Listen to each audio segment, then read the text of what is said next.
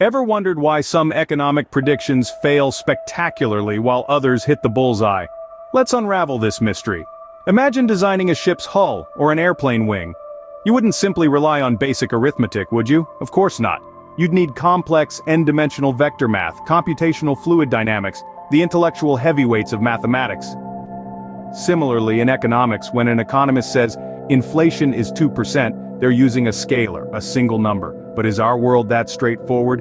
What if I told you that inflation isn't a scalar, but an n-dimensional vector? Just as sound travels differently through air, water, and solids, economic variables like money velocity aren't one-size-fits-all. They're intricate, multidimensional, and influenced by countless factors.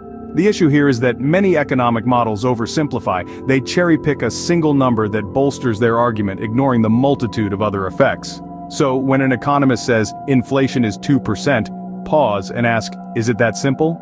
Now let's dig into why most economic models might be missing the mark.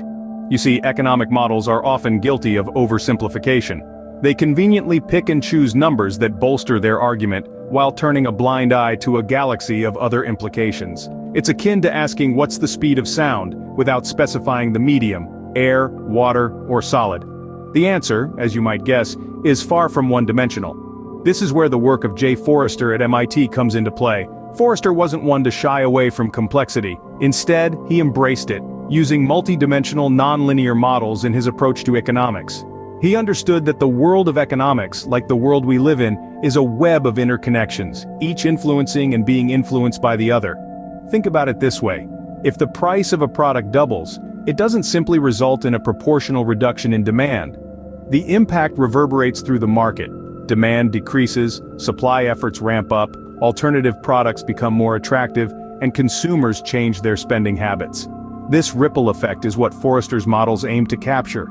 His approach was a far cry from the linear models that many economists still cling to. These models, with their single-minded focus on individual variables, fail to capture the richness and complexity of real-world economics. Indeed, the world of economics is much like the real world, complex and interconnected. So, what's the solution to this oversimplification? The answer lies in embracing complexity. Economics, like any other field, must evolve and adapt to the ever-changing landscape of the modern world. It's time to step away from the one-dimensional models and delve into the intricacies of nonlinear dynamics, simulations, and rich mathematics. Imagine if we could track the price changes of every product, every service, and every asset over time. It wouldn't be just a simple line graph anymore, but a vibrant, multidimensional landscape that truly captures the dynamism of real-world economics. This isn't just theoretical talk, it's a practical approach that can give us more accurate predictions and solutions. Instead of looking at inflation as a single percentage, we could see how it affects different sectors, different income groups, and different regions. Nonlinear dynamics in particular can help us understand the ripple effects of economic decisions. For instance, when a government increases taxes, it doesn't just affect the taxpayers. It impacts the spending patterns, the business environment, and even the overall mood of the society. Simulations can let us create virtual economies, where we can experiment with different policies and see their impacts in a controlled environment. They can provide us with insights that are not possible with traditional models. And rich mathematics? It's the language that lets us capture this complexity, the tool that builds the bridge between theory and reality. It's high time economics caught up with the real world, don't you think? Well, that's quite a bit to digest, isn't it?